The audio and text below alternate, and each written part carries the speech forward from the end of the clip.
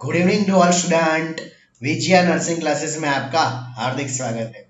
आज हम पीडियाट्रिक के रिलेटेड कुछ इंपॉर्टेंट टॉपिक के बारे में बात करने वाले हैं जो आने वाली अपकमिंग एग्जाम के लिए बहुत बहुत इंपॉर्टेंट है।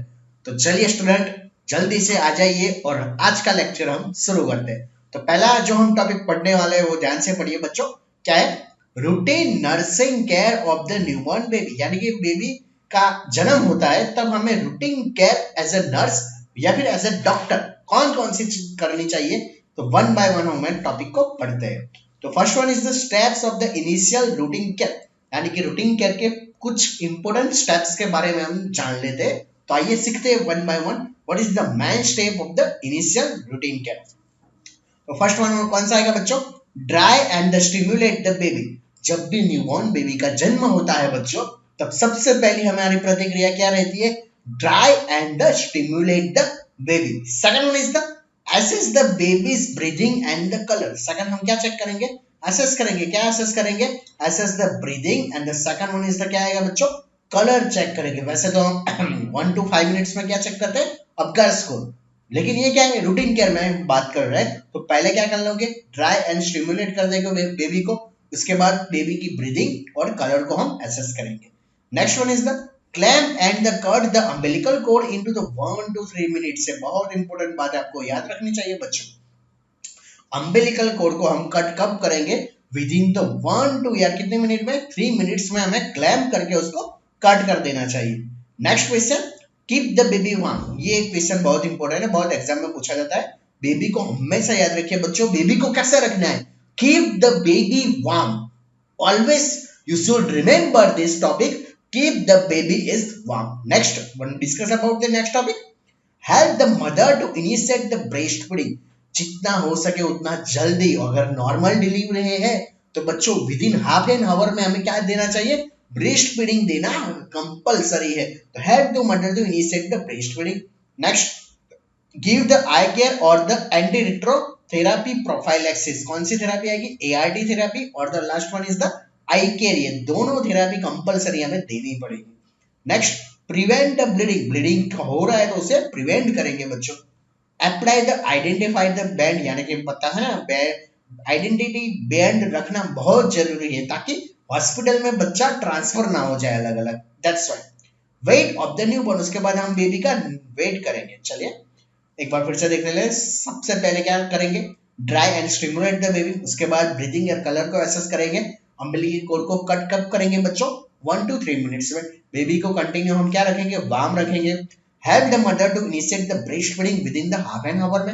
Next one is the give the eye care and the ART prophylaxis, prevent the bleeding and apply the identity band and the weight of the newborn baby. चलिए next. Okay, record all the observation. जो भी चीज हमने record की है उसको क्या करेंगे? ऑब्जर्व करेंगे। And the treatment provided into the appropriate chart, यानी कि जो भी एप्रोप्रिएट चार्ट हमारे पास है उसको क्या कर देंगे? उसमें पॉइंट आउट कर देंगे। तो record the all observation and the treatment provided into the appropriate chart. Next one is the observational care, जो हमें ऑब्जर्व करनी चाहिए। बहुत इंपॉर्टेंट ये चार ही है। तो पहले तो 10 स्टेप आपको क्लियर होने चाहिए। ट्राई कीजिए, ब्रीदिंग देखिए, कलर देखिए, अम्बिलिकल कोड को कट कर दीजिए। उसके बाद बेबी को वार्म रखिए, ब्रेस्ट फीडिंग शुरुआत कर दीजिए, आई केयर कीजिए, ब्लीडिंग ना हो तो इससे प्रिवेंट कीजिए, आइडेंटिफाई बैंड लगा दीजिए, वेट कीजिए। उसके बाद मैंने क्या बोला? रिकॉर्ड रखिए, सारे ऑब्जर्वेशन। लेकिन ऑब्जर्वेशनल केयर में क्या आएगा बच्चों? वार्मथ को हम कंटिन्यूस ऑब्जर्व करते रहेंगे। वार्मथ तो मिल रही है कि नहीं बच्चों? Observe the breathing and the temperature और ब्रीदिंग पैटर्न को हम एसेस करते रहेंगे। Watch for the complication. अगर कोई कॉम्प्लिकेशन है तो उसको देखिए। अगर कोई कॉम्प्लिकेशन मिल रही तो उसका क्या करेंगे? तुरंत ही उसका निकाल लाएंगे, यानी कि उसका ट्रीटमेंट करेंगे बच्चों। Next one is the initiate the breast feeding. ये सारी चीजें किसमें आएगी? Observational care. अगर एग्जाम में पूछा गया है tell me the observational care of the newborn baby, तो which one is the correct answer? Provide the warmth. Second one is the observe the breathing and the temperature. Third one is the watch for the complication, and the last one is the initiate the breastfeeding. I think all students are clear this topic. Yes or no student? Please comment me. चलिए आगे बढ़ते हैं। Next, according to WHO। तो पहले according ये एक चीज याद रखिए, WHO ने दी है immediate care of the newborn baby at the time of the birth. अब हम इमीडिएट न्यूबॉर्न बेबी के केयर के कुछ टॉपिक्स इंपॉर्टेंट टॉपिक्स वो आप थियरी में भी यूज कर सकते हो, एमसीक्यू में भी बहुत क्वेश्चन आ सकते हैं। तो वन बाय वन चलो बच्चों शुरू करते हैं ये टॉपिक। पहले तो call out the birth time of the birth, यानी कि बर्थ के टाइम डॉक्टर और नर्स हमेशा प्रेजेंट रहनी चाहिए। Second one is the deliver the baby on to the warm room, मैंने अभी बताया था, अब याद रखिए this is the very important warm room. Next clean towel होना चाहिए, और कैसा होना चाहिए, ड्राई टॉवल या फिर क्या हो सकता है cloth, keep on the mother chest and the abdominal between the breast. तो याद रखिए जब भी हम बेबी को क्या करेंगे, deliver the baby on to the warm clean, और कौन से टॉवल में, ड्राई टॉवल में, और कीप यहाँ पर कहां पर रखेंगे बच्चे को, मदर के चेस्ट और एब्डोमिनल यानी कि बिटवीन द ब्रेस्ट में रखेंगे। चलिए नेक्स्ट, उसके बाद वही टॉपिक क्लैम्प करेंगे और क्या कर देंगे, cut the umbilical cord into the 1 to 3 minutes में।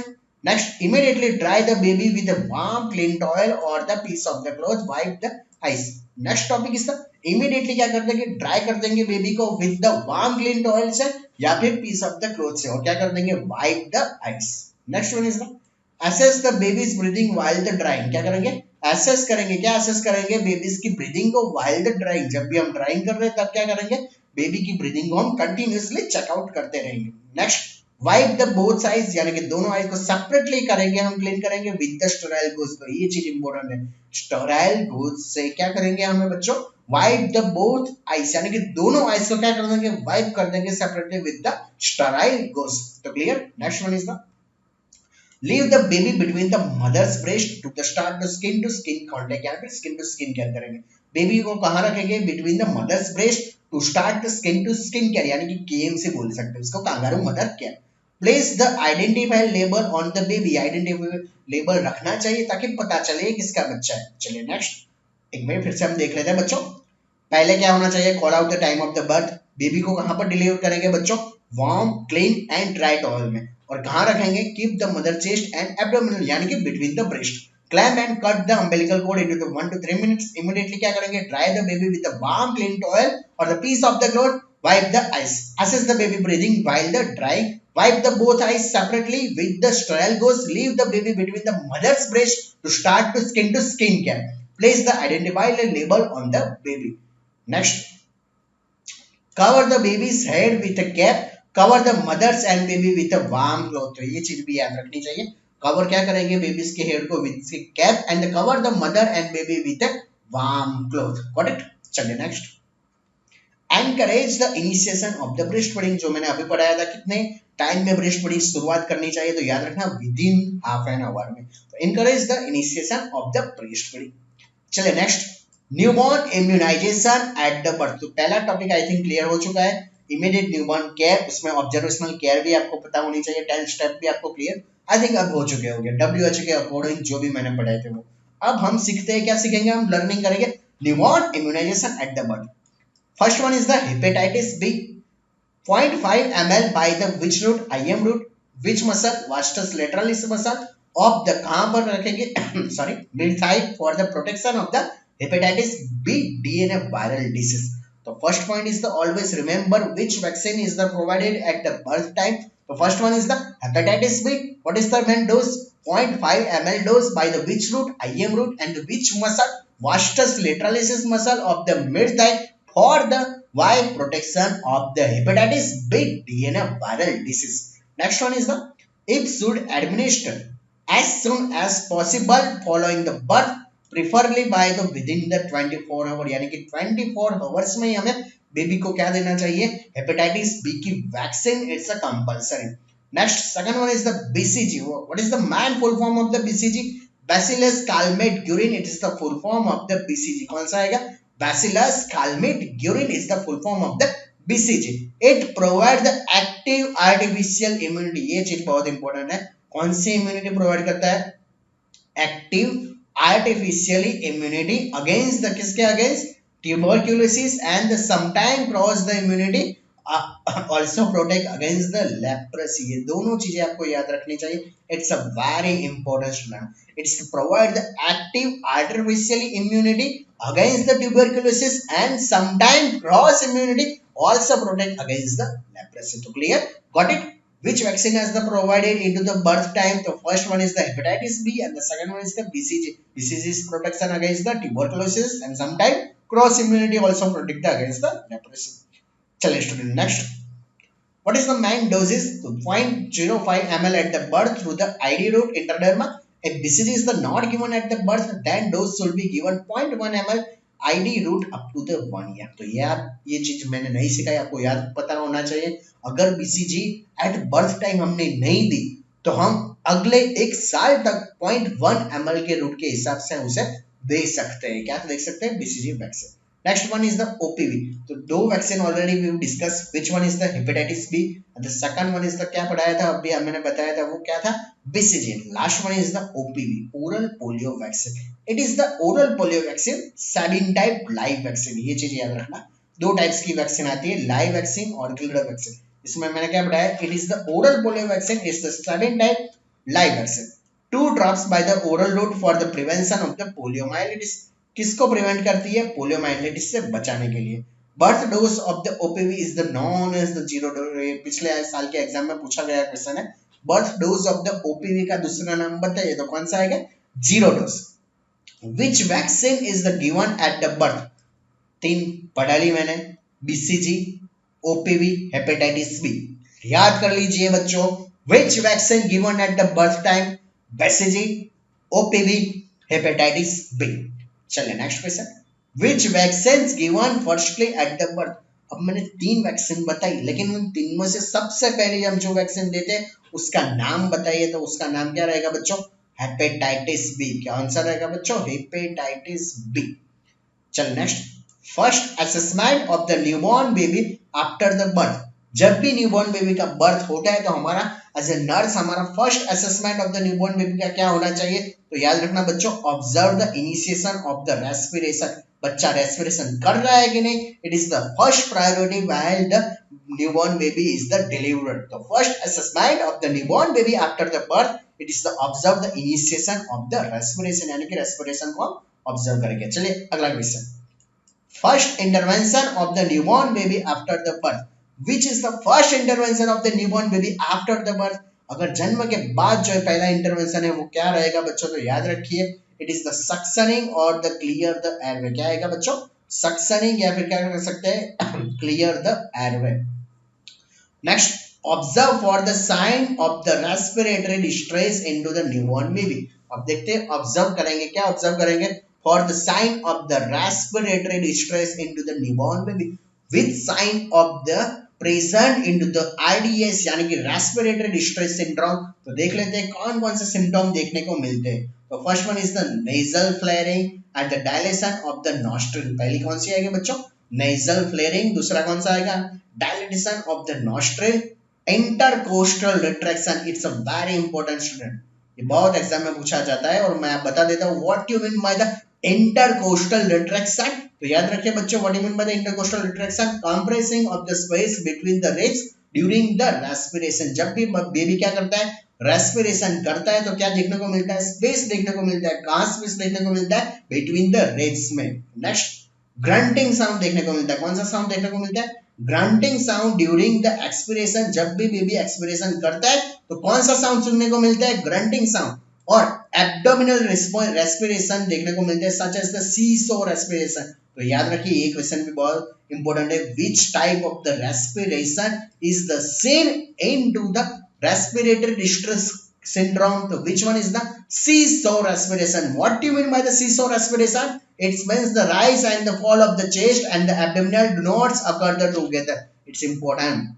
What do you mean by the seesaw respiration? It means the rise and the fall of the chest and abdominal. Normally क्या होता है? जो भी चेस्ट रहती है, राइज एंड फॉल रहती है, कंटिन्यू किसके साथ रहती है?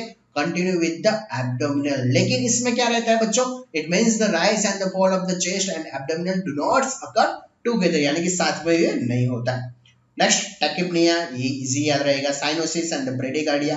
एप्निया का मीनिंग बताइए. तो what you mean by the apnea? तो sudden cessation of the respiration, यानी कि अचानक से क्या हो जाना? सिजेशन हो जाना रेस्पिरेशन का. उसे क्या बोलते हैं? एप्निया बोला जाता है. Birth asphyxia. What do you mean by the birth asphyxia? Could not start respiration into the newborn baby. Newborn baby में क्या नहीं कर सकता? Respiration start नहीं कर पाता, तो उससे क्या बोला जाता है? Birth asphyxia. तो फिर से what is the main sign of the respiratory distress? Nasal flaring, dilatation of the nostril. What do you mean by the intercostal retraction बच्चों? compressing of the space between the ribs during the respiration, grunting sound during the expiration सुनने को मिलता है। abdominal respiration कौन सा देखने को मिलता है बच्चों? seesaw respiration. What do you mean by the seesaw respiration? It means the rise and the fall of the chest and the abdomen do not occur together. tachypnea, cyanosis and the bradycardia देखने को मिलता है। What do you mean by the apnea? Sudden cessation of the respiration and the birth asphyxia. What do you mean by the birth asphyxia? Could not start the respiration at the in the newborn baby. चलिए early sign और late sign देख लेते हैं। तो first sign of the RDS ये याद रखना, dyspnoea. क्या देखने को मिलता है? Dyspnoea is the first sign of the RDS and the late sign of the RDS is the cyanosis. क्या देखने को मिलता है? ब्लूइश डिस्कलरेशन देखने को मिलता है। First sign of the RDS क्या रहेगा? Dyspnoea. Late sign of the RDS क्या रहेगा बच्चों? साइनोसिस रहेगा। क्या रहेगा? साइनोसिस रहेगा। चलिए नेक्स्ट, अपगार स्कोर, बहुत इंपॉर्टेंट क्वेश्चन मैं पढ़ाने जा रहा हूँ। अपगार स्कोर ये DSSB एग्जाम के लिए बहुत इंपॉर्टेंट है। एक क्वेश्चन आ सकता है कि एक्सप्लेन द अपगार स्कोर। तो चलिए देख लेते हैं अपगार स्कोर किसने दिया और कौन से साल में दिया। It is the physiological assessment scale है which is the developed by the doctor Virginia Apgar into the 1952। कब किया था? डॉक्टर वर्जीनिया अपगार ने कब किया था? 1952 में। It is the physiological assessment scale है विच इज द डेवलप, किसके द्वारा डेवलप किया गया? डॉक्टर वर्जीनिया अपगार के द्वारा। चलिए नेक्स्ट, ओके चलिए अपगार स्कोर हम देख लेते हैं। पैरामीटर्स देख लेते हैं। 0.0 कौन सी कंडीशन में, 0.1 कौन सी कंडीशन में और 0.2 कौन सी कंडीशन में देना चाहिए। तो A4 क्या रहेगा बच्चों? एक्टिविटी। P4 क्या रहेगा बच्चों? पल्स रहेगा। G4 क्या रहेगा? ग्रीमेस या फिर ग्राइमेस बोल सकते हैं। A का मीनिंग क्या रहेगा बच्चों? अपीयरेंस और R का meaning respiratory efforts not rate. बहुत एग्जाम में पूछा गया है बच्चों। R का मीनिंग क्या होगा बच्चों? Respiratory efforts not the respiratory rate. ये चीज आपको याद रखनी है। चलिए अब घर में पहला देख लेते हैं एक्टिविटी, यानी कि बच्चे की एक्टिविटी यानी मसल टोन कैसा है। अगर एब्सेंट है तो कौन सा स्कोर देंगे? 0। अगर आर्म्स और लेग्स थोड़े फ्लेक्स हो रहे हैं लेकिन बॉडी पूरी फ्लेक्स नहीं होती तो 1 पॉइंट। और एक्टिव मूवमेंट यानी कि हाथ और पांव दोनों ही कंटिन्यू फ्लेक्स करता रहता है और बीच में बॉडी का पॉइंट और हेड का पार्ट भी मूवमेंट करता है तो फ्लेक्शन मूवमेंट यानी कि एक्टिव मूवमेंट देखने को मिलती है। तो उसका स्कोर हम देंगे 2 स्कोर। पल्स, पल्स याद रखिए बच्चे, पल्स का मीनिंग हार्ट रेट। और पल्स जो है न्यूबॉर्न बेबी की हम कहां से चेक करेंगे? एपिकल पल्स के चेक करेंगे। एपिकल पल्स चेक करेंगे। अगर नहीं है तो एप्सन में 0 score. Less than 100 breath per minute है तो 1 पॉइंट। अगर 100 से ज्यादा है तो कितना पॉइंट दे देंगे? 2 पॉइंट्स। अब ग्रीमेस यानी कि रिफ्लेक्सेस इरिटेबिलिटी, रिफ्लेक्स क्या है वो चीज देख लेते हैं। फ्लैसिड का मीनिंग क्या? No any types of the reflex is present into the newborn baby. Flaccid यानी कि कोई जात की मूवमेंट देखने को मिलती है। No any types of the movement present into the newborn baby, it's called as a flaccid. तो 1 स्कोर कब देंगे? सम फ्लेक्शन अगर देखने को मिल रहा है किसका?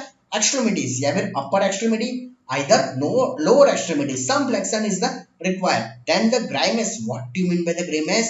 Only facial expression, only facial expression seen या फिर some flexion of the extremities देखने को मिलता है तो उसका क्या स्कोर देंगे?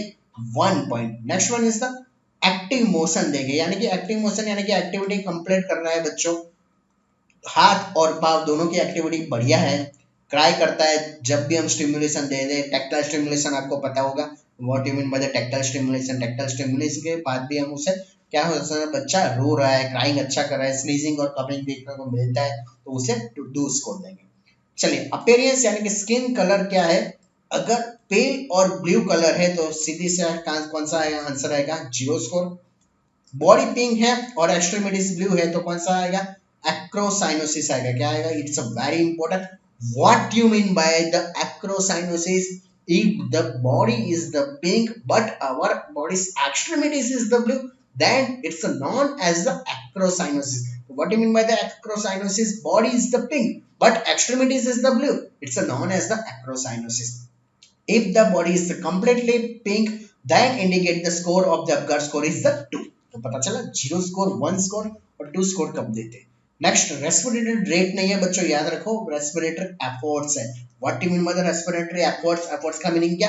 बच्चा रेस्पिरेशन लेने के लिए कितना एफर्ट्स देता है। तो पहला तो 0 स्कोर इंडिकेट द एब्सेंट, यानी कि एब्सेंट है यानी कि कोई एफर्ट्स ही नहीं दिखा रहा है। नेक्स्ट वीक है, इरेगुलर है, गैस्पिंग है, कुछ टाइम में देता है कुछ टाइम में नहीं है, रेस्पिरेटरी एफर्ट देता है तो वो कैसा है बच्चों, वीक है, इरेगुलर, उसको indicate the score is the 1. But last one is the strong and the vigorous cry. What you mean by the vigorous cry? Continuous crying कर रहा है बच्चों, एफर्ट्स ले ही रहा है रेस्पिरेशन के लिए, that indicate the two score of the point. तो पता चल गया what you mean by the Apgar. A for activity, P for pulse, G for grimace, A for appearance, R for respiratory efforts, not a rate. फिर से बोल रहा हूँ, respiration rate नहीं बच्चों, रेस्पिरेटरी एफर्ट्स. तो 0, 1, 2 हमने इंडिकेट कर दिया है कौन कौन सा स्कोर आता है. चलिए अगला आगे बढ़ते हैं. अब स्कोर की बात करते हैं. अगर अब गार्ड स्कोर कितने के बीच में आता है बच्चों, 8 से लेके 10 के बीच में. If the Apgar score is the point between the 8 to 10, यानी कि no distress, तो उस कंडीशन में क्या करेंगे, we can do the normal routine care, suctioning, dry and sorry, place the under radiant warmer, oxygen if required, reassess that 5 minutes and if found the normal, then the infant should be given to the mother. सीधी सी बात है, normal routine care कीजिए, suctioning कीजिए, dry कीजिए, और अगर baby को जरूरत है वार्मर में रखिए, ऑक्सीजन की रिक्वायर है तो रीअसेस कीजिए कितने मिनट में, 5 मिनट के बाद.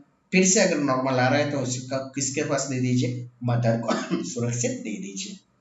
अगर points, if the Apgar score is the 5 to 10, sorry 5 to 7, it's indicate the mild distress. अब माइल्ड डिस्ट्रेस है तो क्या करते हैं, नॉर्मल रूटीन केयर तो देंगे ही विद द क्लोज ऑब्जर्वेशन, यानी कि फर्स्ट पॉइंट तो क्लियर हो चुका है, नॉर्मल रूटीन क्या है. इमीडिएट क्या करेंगे बच्चों, सक्शनिंग करेंगे, इमीडिएट ड्राइंग करेंगे, उसके बाद वार्मर में रखेंगे, पल्स ऑक्सीमीटर को अटैच करेंगे कहां पर, राइट हैंड में, हेड को कहां पर पुट करेंगे, in the mid line with the maintain the slightly extend. Head को थोड़ा क्या करेंगे बच्चों, एक्सटेंड करेंगे, stimulate to back and the sole. ये क्या है, टैक्टाइल स्टिमुलेशन. याद रखिए बच्चों, what you mean by the tactile stimulation. I think आपने 3 इडियट मूवी देखी होगी, जिसमें जो डिलीवरी करवाने जा रहा है ना आमिर खान, तब वो करता है, क्या करता है, जब भी बच्चा रोता नहीं है तो क्या करेगा, टैक्टाइल स्टिमुलेशन, बैक पे क्या करेगा, थोड़ा सा थपथपाएगा, यानी कि स्टिमुलेट करेगा, stimulate to back and the sole, it's called as the tactile stimulation. 100% oxygen is the given, 100% oxygen देंगे कितने में, 5 लीटर पर मिनट. इट्स वेरी इंपॉर्टेंट, कितना, 5 लीटर पर मिनट, बाय द किसके सहायता से देंगे, बैग एंड मास्क, और प्रेशर कितना रहेगा, 30 से 40. देन फिर से हम 5 मिनट के बाद रीअसेस करेंगे, नॉर्मल है तो किससे देंगे, मदर को. चलिए 5 से 7, यानी कि if the score is the 5 to 7, that it indicate the mild distress. Then what we can do, तो first one is the close observation, second one is the suctioning, third one is the dry the baby, fourth one is the under the radiant warmer, attach the pulse oximeter, head slightly extension, stimulate to back and soul, 100% oxygen required for the rate of the 5 liter per minute according to pressure of 30 to 40 centimeter H2O. Then reassess the after the 5 minutes. If the baby is the normal, then hand over to mother. चलिए पता चल गया 5 to 7. चलिए if the points या फिर score 3 to 4, it's a consider as the moderate disorder. तो अब इसमें क्या करेंगे, पहले तो सक्शनिंग करेंगे, O2 थेरेपी 5 to 8 लीटर पर मिनट, पोजिशनिंग देंगे, स्टिमुलेशन देंगे, बेबी में develop the secondary apnoea. Secondary apnoea देखने को मिलता है, तो if not effective the intubate the baby. क्या करेंगे बच्चों, इंट्यूबेट करेंगे. जब भी अगर बेबी को क्या देखने को मिलता है, अगर if the develop the secondary apnea, that intubate the baby and the ventilation देंगे with the intermittent positive pressure. Ventilation should be started with the 30 to 40 breath rate. Baby should be reassessed within the 15 to 30 second. Acidosis अगर है तो spontaneously उसको correct करेंगे, और once the respiration is the established. लेकिन कब करेंगे, जब respiration वापस नॉर्मल आ जाए तब. तो फिर से देखते हैं, if the अपगार स्कोर या फिर पॉइंट्स इज द 3 to 4, यानी कि moderate stress, we can do first one is the suctioning, autotherapy, positioning, stimulation. If the secondary apnea considered, then we can do the intubate the baby. Last one is the ventilation with the IPPV, with the starting with the 30 to 40 breath rate. Baby should be assessed within the 15 to 30 seconds. If the acidosis is present, then it's corrected. But condition is the once time is the respiration is the established. One time अगर क्या respiration आ गया उसके बाद. Next, if the points या फिर Apgar score is the 0 to 2, यानी कि severe distress है, तो क्या करेंगे, तो पहला क्या आएगा, इमीडिएट रिसक्सिटेशन, पहला क्या करेंगे, रिसक्सिटेशन करेंगे।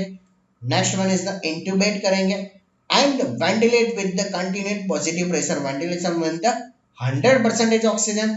Heart rate should be checked into the 30 second. Drug of the choice for the resuscitation, very important question student, is the epinephrine। कौन सा आएगा बच्चों, epinephrine। recommended dose of the epinephrine is the 0.1 to 0.3 ml per kg into the 1 into 10,000 given to the intratracheal and it be repeated at every 5 minutes। It's a very important question है। अगर Apgar score कितना आता है बच्चों, 0 से 2, यानी कि severe stress में चला गया है बेबी, तो उस कंडीशन में हम क्या करेंगे, इमीडिएटली रिसक्सिटेशन करेंगे, इंट्यूबेट करेंगे, वेंटिलेशन करेंगे विद 100% ऑक्सीजन। हार्ट रेट को कंटिन्यू हम चेकआउट करते रहेंगे।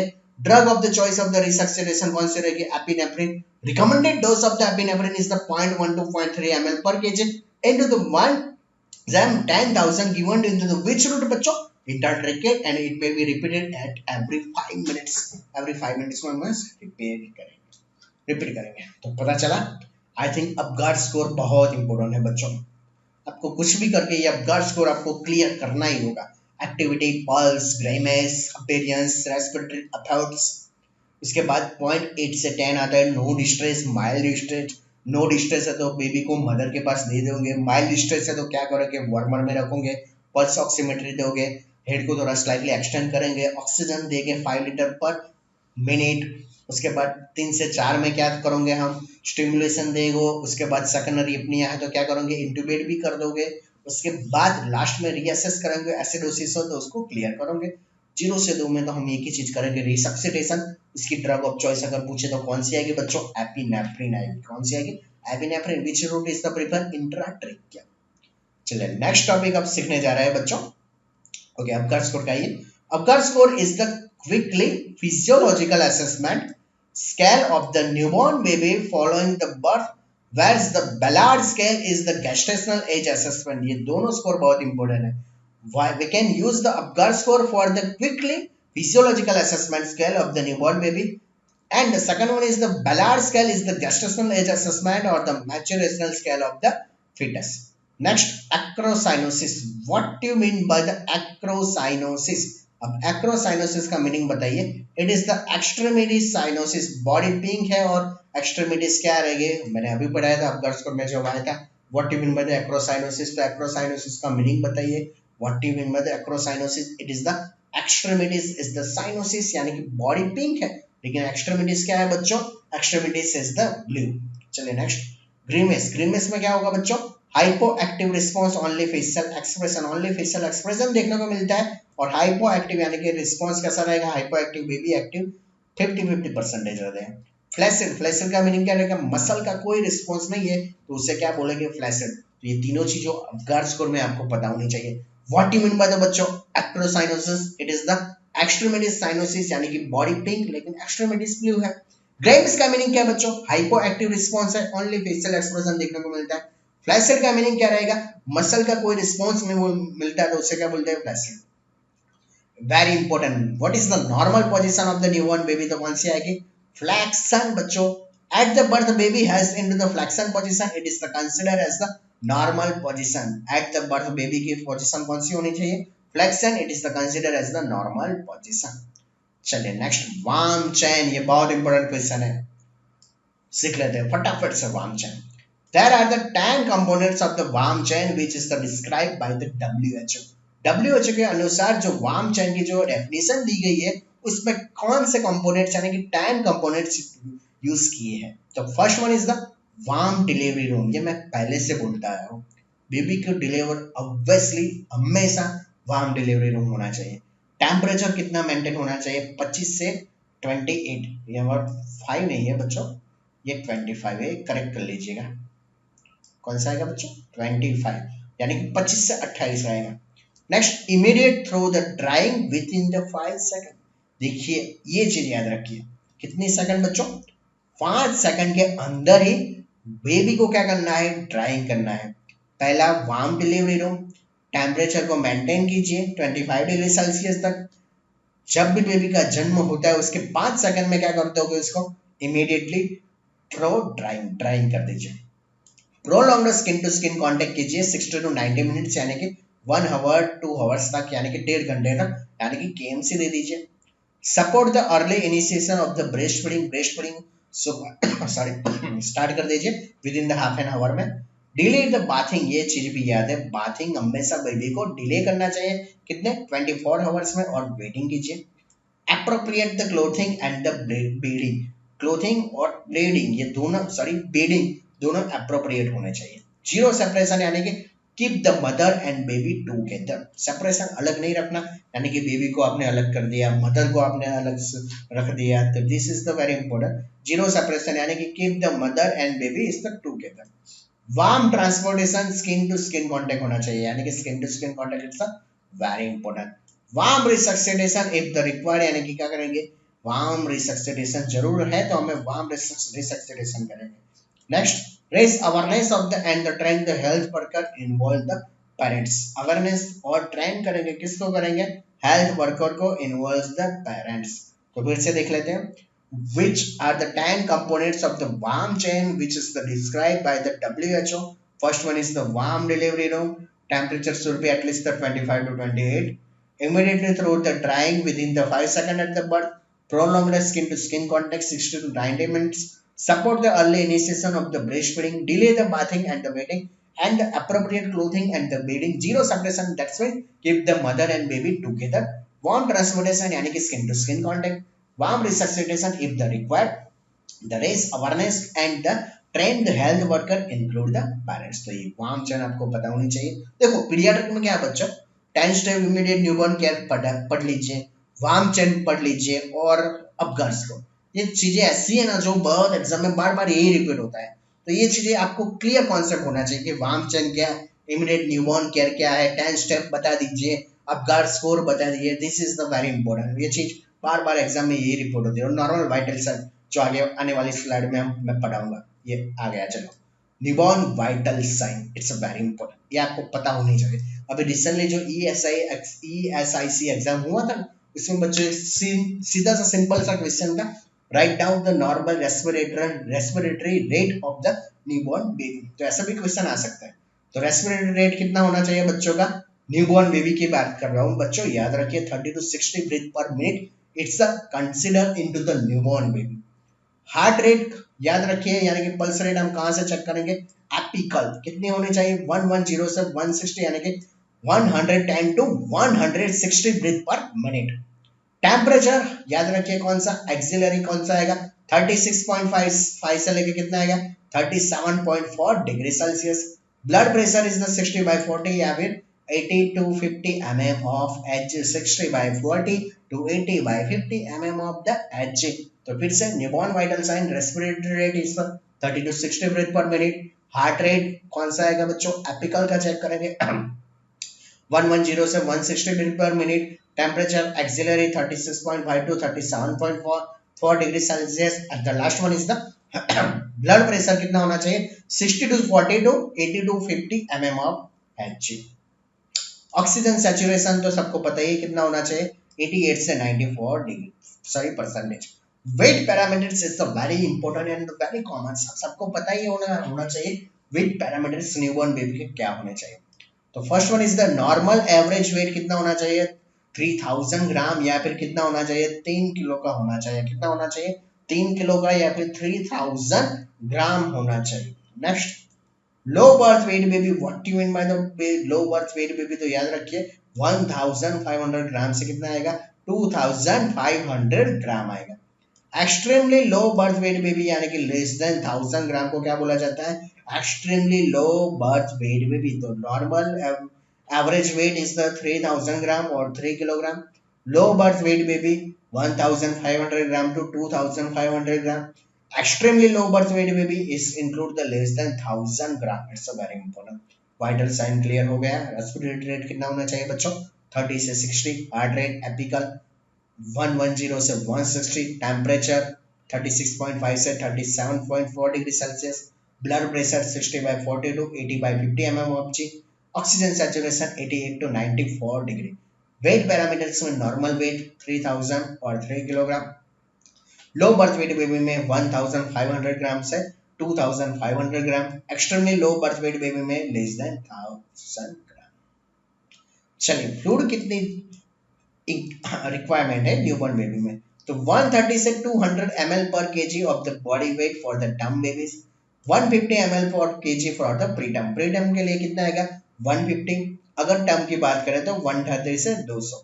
कैलोरीज कितनी चाहिए बच्चों, तो 120 से 150 किलो कैलोरी पर KG per day for the preterm, लेकिन न्यूबॉर्न यानी कि टर्म की बात करें तो 110 यानी कि 110 से 130 किलो कैलोरी पर KG per day for the term neonate. अब प्रोटीन की बात कर लेते हैं, 2.5 से 3 ग्राम पर kg for the preterm newborn baby, 2 से 2.2 gram kg for the new term newborn babies. तो प्रोटीन में क्या आएगा बच्चों, 2.5 से 3 ग्राम होएगा, 2 से कितना आएगा 2.2 ग्राम पर kg for term newborn babies. तो फ्लूइड में कितना आएगा 130 से 200 ही आएगा। कैलोरीज में कितना आएगा बच्चों 120 से 150। प्रोटीन में कितना आएगा 2.5 से 3 ग्राम। ये भी सारे क्राइटेरिया प्रीटर्म के बारे में बताया। अगर टर्म बेबी है तो 150 फ्लूइड के लिए, 130 कैलोरी के लिए, और 2 से 2.2 ग्राम किसके लिए टर्म न्यूबॉर्न बेबी को प्रोटीन, और 1.5 से 1.8 किसके लिए होगा बच्चों, इन्फेंट और टोडलर के लिए। चलिए विटामिन डी के बारे में बात कर लेते हैं। It is the recommended dose of the vitamin D for the किसके लिए, प्रीटर्म और द टर्म बेबीज के लिए कितना, 400 international unit per daily for the 6 month to prophylaxis of the rickets. तो पता है ना रिकेट्स किसके लिए, किसकी डेफिशिएंसी होता है, तो यस यही इंपॉर्टेंट है। Recommended dose of the vitamin D for the preterm and the new term baby कितना होगा 400 international unit per daily up to the 6 month. However, the primary cause of the rickets in the premature infant is the deficiency of the calcium and the phosphorus, not a vitamin D। ये चीज भी याद रखना चाहिए बच्चों। Rickets in the premature infant में क्यों होता है, कैल्शियम एंड फॉस्फोरस की डेफिशिएंसी की वजह से, not vitamin D. Vitamin D is the बच्चों it is the necessary for the active absorption of the calcium and for the skeletal health. तो ये चीज भी याद रखनी चाहिए। विटामिन डी किसके लिए जरूरी है, it is the active absorption of the calcium and the skeletal की हेल्थ के लिए। नेक्स्ट, विटामिन के बहुत एग्जाम में पूछते हैं बच्चों। Vitamin K is the extremely low birth weight baby, यानी कि what you mean by the extremely low birth weight baby, if the baby's weight is the less than 1000 gram, that is the considered as the extremely low birth weight baby. It is the should be receive the 0.5 mg IM. That's a very important. If the condition is the extremely low birth weight baby, यानी कि if the weight is the less than 1000 gram, then you can should be receive the 0.5 mg IM dose for the vitamin K. But in case of the other babies, यानी कि term babies के लिए कितना dose आएगा 0.1 mg। दोनों dose आपको पता होने चाहिए। 0.5 किसके लिए आएगा प्रीटर्म के लिए, 0.1 किसके लिए आएगा बच्चों टर्म बेबी के लिए। Iron, calcium, phosphorus, vitamin A supplements also needed for the preterm babies. Iron की जरूरत होगी, कैल्शियम की, फास्फोरस की और विटामिन ए की। तो बच्चों आज के लिए पीडियाट्रिक का जो मैंने टॉपिक पढ़ाया था कुछ इंपॉर्टेंट जो आने वाले अपकमिंग एग्जाम के लिए, तो आपको कैसा लगा मेरा लेक्चर प्लीज लाइक कर दीजिए, कमेंट कर दीजिए और शेयर करना भी मत भूलिएगा। और हाँ, अगर पीडियाट्रिक का पार्ट 2 चाहिए तो प्लीज मुझे कमेंट में लिखना कि sir we also want to part 2 of the pediatric, तो मैं पीडियाट्रिक का दूसरा पार्ट लेके जरूर से आऊंगा। तब तक के लिए थैंक यू ऑल स्टूडेंट, मिलते हैं अगले लेक्चर में।